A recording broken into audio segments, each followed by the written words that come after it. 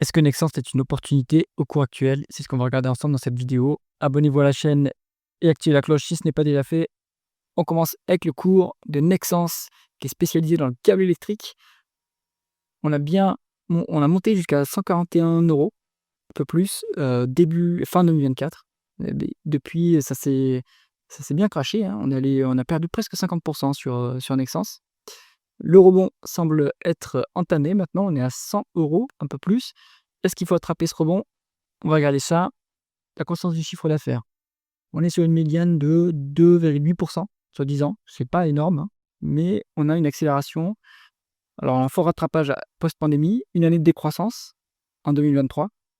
On a eu ensuite une année 2024 qui s'est soldée par 9,7 de croissance, donc quand même une bonne croissance. On est aidé par quelques petites acquisitions. Alors c'est quand même pas mal, hein, 20 de la market cap en acquisition, donc ça booste la croissance quand même, c'est significatif. Donc on est sur un mix de croissance organique et de croissance externe sur cette société, sur cette belle, maintenant c'est une grosse c'est une large cap maintenant on va dire, hein. Donc il y a toujours la croissance chez Nexence, donc ça c'est intéressant. Les taux de marge, c'est ce qu'on veut voir. Taux de marge en augmentation. Le taux de marge brut, alors il était plus haut au début de la période, mais il reprend sa hausse depuis quelques années, donc ça c'est encourageant. Et le taux de marge d'EBITDA est au plus haut depuis 10 ans, depuis toujours même, donc excellente, efficience opérationnelle. On a beaucoup amélioré les opérations chez Nexence, ce qui a fait monter ce taux de marge d'EBITDA, donc ça c'est très bien. Le taux de marge net ne suit pas vraiment, mais ça peut être affecté par des facteurs, des dépenses non cash par exemple. Si on regarde les free cash flow, eux ils sont plus élevés que les bénéfices nets ici et ils suivent, grosso modo le taux de marge d'EBITDA. Bon, en tout cas, on a une bonne efficience opérationnelle. D'un point de vue résultat net, ça pourrait être mieux, mais bon, c'est quand même pas si mal. À noter quand même que la marge nette n'est pas si élevée que ça, à 3,3 et c'est pas forcément très grave, hein. Ça va dépendre de la rotation de l'actif, évidemment, pour savoir si, la société est, rentable par rapport à ses capitaux. Alors, on va regarder la conversion des bénéfices nets en free cash flow. Free cash flow plus élevé que les bénéfices nets. Comment est-ce que c'est obtenu? Alors, est-ce qu'on a le BFR qui est défavorable? Il est très favorable, la variation du BFR est très favorable à presque 3,9 milliards sur 10 ans cumulés, donc ça, c'est bien. La société a eu de plus en plus le pouvoir de faire payer ses clients avant qu'elle ne doive payer ses fournisseurs, donc ça, c'est bien. Est-ce que le BFR, lui, est négatif? Il est négatif maintenant, le BFR, donc la société se fait financer son activité par ses clients. Excellent. En termes de dépenses en capital, dépréciation, amortissement, la dépense en capital a l'air d'augmenter, hein, quand même depuis quelques temps.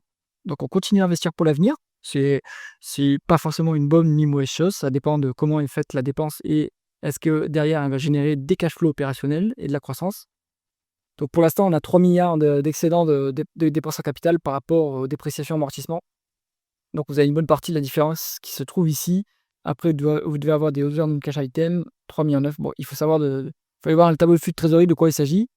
En général, hein, faites-vous votre propre avis pour savoir cette différence pour savoir d'où vient cette différence, et ça se passe dans les tableaux de flux de trésorerie. Pour valoriser Nexence, s'il n'y a pas de dette, on utilisera plutôt les free cash flow. On va continuer avec la rentabilité opérationnelle. On a vraiment des capitaux investis à 8 sur 2024, les 12 derniers mois, on a 13 de rendement des capitaux investis, ce qui est très bon. Si on met en regard avec la croissance, ici, on est quand même au-dessus, hein. Je pense qu'on est largement au-dessus de la croissance organique. Ce que je n'ai pas regardé tout à l'heure, c'est est-ce qu'on a le dernier trimestre qui est disponible? On n'a pas le dernier trimestre. Bon, donc bonne croissance, bonne rentabilité, pardon, ça va permettre d'autofinancer la croissance, de dégager du cash, rémunérer l'actionnaire, faire des acquisitions et se désendetter s'il y a de la dette. On va regarder ça tout de suite. Ici, on est sur une dette nette qui est plus très importante maintenant, hein. On est sur moins d'une fois l'EBITDA, donc c'est très soutenable à ce niveau. Moins de 2 fois les free cash flow. Bon, donc il n'y a pas de sujet. Il y a de la dette un petit peu, mais c'est complètement gérable à ce niveau et ça va descendre assez rapidement à mon avis, vu qu'on est quand même assez rentable sur Nexence. Alors quid de la rémunération de l'actionnaire maintenant? On se met le rendement de l'actionnaire qui est à 3 ce qui est intéressant à ce niveau. On a un dividende de 100 millions qui représente un quart des free cash flow, donc très soutenable à ce niveau. Il peut même monter plus, hein, le dividende, à mon avis, il va continuer à augmenter. On n'a pas vraiment de rachat d'actions sur Nexence, ni vraiment de dilution. Bon, voilà, donc on va dire que le nombre d'actions en circulation reste plutôt stable. il y a pas de rachat d'actions qui pourrait améliorer le rendement de l'actionnaire. Bon, à 3 c'est quand même déjà bien pour une société de croissance quand même encore, hein. On va regarder la valorisation, on se met en valeur entreprise sur EBITDA. Dans l'absolu, c'est pas cher payé, hein. On est à 6,4, la médiane à 6,6. Il y a eu une légère bulle quand même, en fin d'année 2024. Les multiples, c'est fortement tendu et puis là, ça a dégonflé. Maintenant, on redevient pas très cher sur Nexans. Donc, est-ce qu'il y a des prévisions d'analystes sur les 12 prochains mois? Oui. Bon, on serait à 6,3, donc il n'y a pas forcément beaucoup de croissance attendue. Bon, c'est pas cher, Nexans. Vous avez une rémunération d'actionnaire qui est correcte, une rentabilité qui est excellente, toujours de la croissance. Donc, je pense que c'est un dossier qui se met en watchlist et qui s'analyse plus en détail si vous êtes intéressé par ce business. J'espère que cette vidéo vous a intéressé. Si c'est le cas, mettez un pouce vers le haut et pensez à vous abonner à la chaîne. À bientôt.